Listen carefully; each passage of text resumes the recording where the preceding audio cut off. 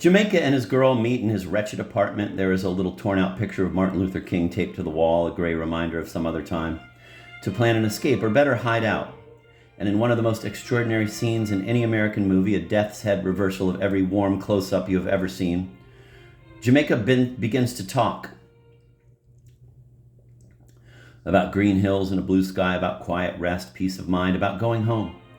He has only killed 9 men to get there. His face is scarred by smallpox.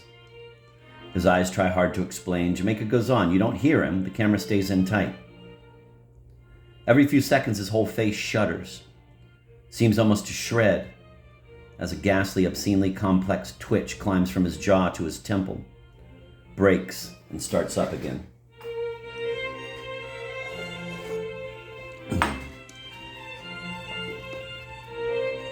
It is the visual equivalent of that last song on Riot, Thank You for Talking to Me, Africa. Another reach for a home that isn't there. Like Sly's music, the scene is unbearably long. It makes you want to run, but each frame, like each note, deepens the impact until everything else in the world has been excluded and only one artistic fact remains. Jamaica's twitch traces the fear of every character in the movie. It is a map of the ambiguities the other movies so easily shot away. And in this film, it is most of all the other side of Stagger Lee's face, which never moves.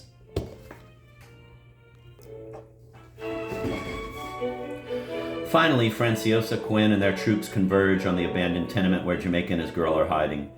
Taximan gets word of the showdown. "Want to watch," says Stagger Lee. "No," says Taximan. "I know how it's going to turn out." A bullet cuts through the girl's forehead and pins her to the wall behind Jamaica. She stays on camera, standing up dead, a blank ugliness on her face. When Jamaica turns to see her, you can feel the life go out of him, but he keeps shooting. Franciosa is killed, the cops take over. Jamaica flees to the roof with his gun and his bag of money still firing.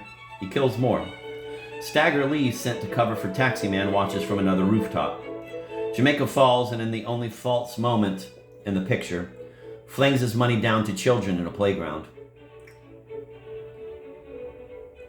Stagger Lee sets up a rifle, takes aim on Quinn, who has proved himself too weak to be worth the mob's time, and kills him. In one way, then, this movie was like all the others. Stagger Lee wins, but this time the audience was not given the benefit of any masks. They had to take him as he came, and they were not about to pay money to see that.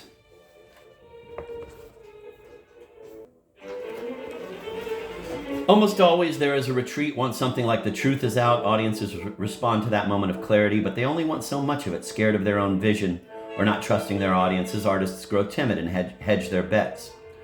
Follow hard rock with a ballad. Follow a threat with reassurance. The OJs and their producers, Kenny Gamble and Leon Huff, put as much distance between themselves and backstabbers as they could with Love Train. The tough 992 arguments had died. The Temptations, as usual, copied themselves with the horrendous Ghetto. Life sure is tough here in the ghetto. And turned art into schlock in record time. The perfectly named Brighter Side of Darkness got a hit with Love Jones and made dope romantic. The restraint of the Chi-Lites became so stylized, they went off the deep end with We Need Order. The music seemed to lose its edge. It went bland, as if to prove that the only alternative to Stagger Lee was an imitation of white middle-class respectability.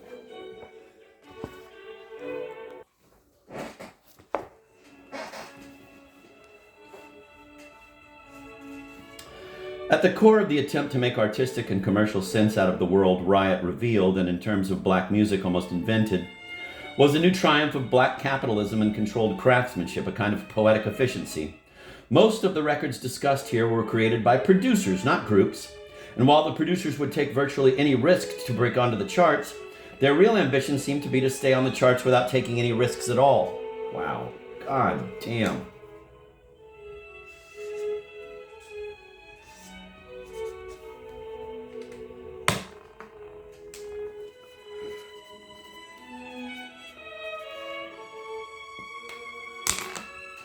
The team of Gamble and Huff, working out of Philadelphia, epitomized the style.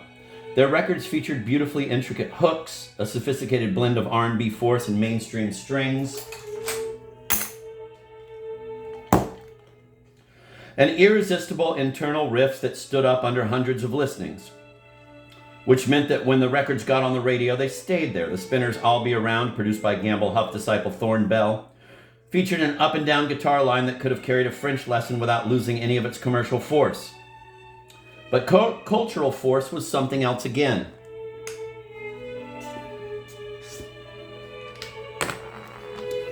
The new black hit factories, Willie Mitchell in Memphis with Al Green, who found his voice in the gap between Pickett's arrogance and the Chi-Lites' weakness. Lambert and Potter in Los Angeles with the Four Tops, whose keeper of the castle affirmed the family over hustling or politics. And Gamble Huff spoke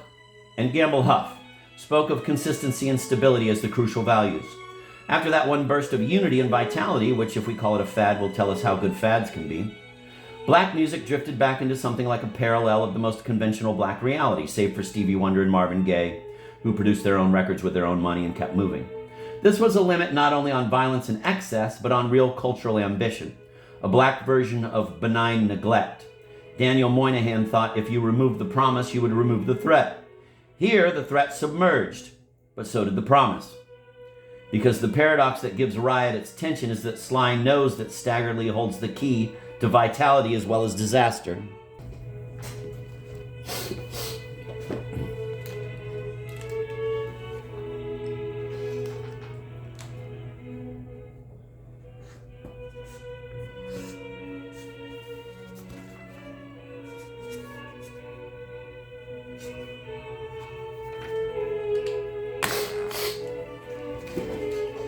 What makes Riot truly bleak, after all, is not that Sly ever resists the role Staggerly has carved out.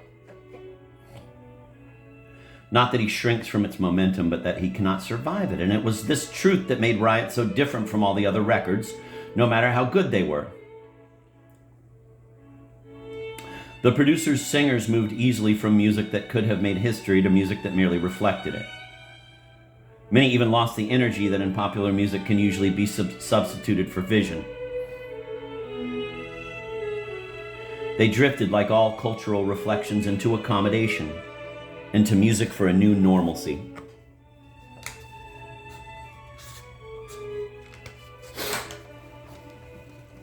An insufferable deadness had invaded our lives, Frank Kermode has written of the 30s. Though his words do well enough for our own time, we needed to be violently stirred into life. Intolerable social constraints grew daily upon us. Nixon's rule made those lines seem quite familiar, their meaning has seeped down into our bones. Like a secret second nature. I'm going to reread that last sentence. An insufferable deadness has invaded our lives, Frank Kermode has written of the 30s. Though his words do well enough for our own time. We needed to be violently stirred into life. Intolerable social constraints grew daily upon us. Nixon's rule made those lines seem quite familiar. Their meaning has seeped down into our bones like a secret second nature. It is a debilitating secret to which those who keep it can barely admit, because in spite of all the cliches about how nothing can ever imprison an idea or a dream, dreams can be imprisoned inside those who once held them.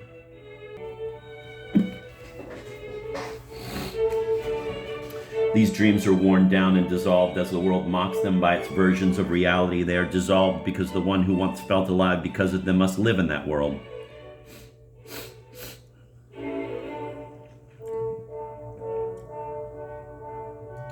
He or she does not conform to it necessarily, but adjusts to it in 100 ways every day. With every thought he turns away from, with every word she does not speak, with every fantasy of violence, liberation, or death that fades into the nightly dreams one does not understand and does not much want to. Too much war and too much public crime have poisoned the country to be easily put to rest by any kind of reform or vengeance.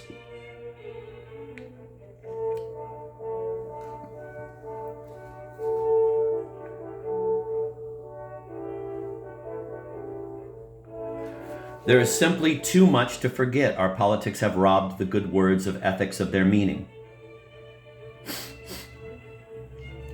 An impenetrable official venality has robbed the good ideas of the last few years of theirs.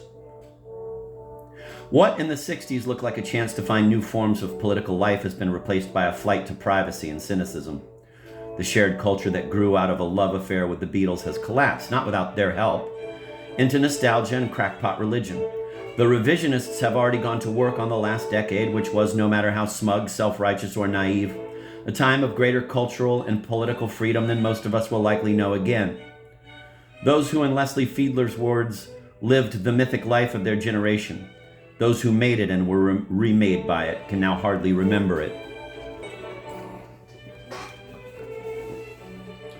Throughout the years of Nixon's ascendancy, the New Yorker opened most issues with a page of unsigned commentary that tried to see through each week's dose of lies, the obvious lies told by those in power and the more subtle, pathetic lies told by those who twisted to escape the first.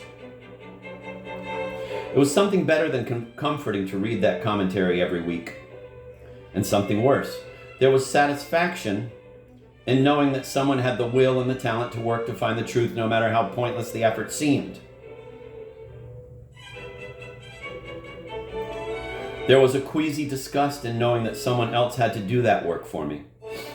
Whether my own talents were not up to the job or my will too weak didn't much matter. It was too easy to lose touch with rage, with a sense of what is good and evil, to lose touch with the idea that it is worth something to make, and try to live out such a distinction. These are politics of the freeze-out. They turn into a culture of seamless melancholy with the willful avoidance of anything. A book, some photographs, a record, a movie, even a newspaper, that one suspects might produce really deep feeling. Raw emotions must be avoided when one knows they will take no shape but that of chaos. Within such a culture, there are many choices. Cynicism, which is a smug, fraudulent kind of pessimism. The sort of camp sensibility that puts all feeling at a distance. Or culture that reassures, counterfeits excitement and adventure and is safe. A music as broad as rock and roll will always come up with some of each, and probably that's just as it should be. Sometimes, though, you want something more. Work so intense and compelling you will risk chaos to get close to it. Music that smashes through a world that for all of its desolation may be taking on too many of the comforts of familiarity. Sly created a moment of lucidity in the midst of all the obvious negatives and the false faked hopes. He made his despair mean something in the midst of a despair it is all too easy to think may mean nothing at all. He was clearing away the cultural and political debris that seemed piled up in mounds on the streets, in the papers, and the record stores.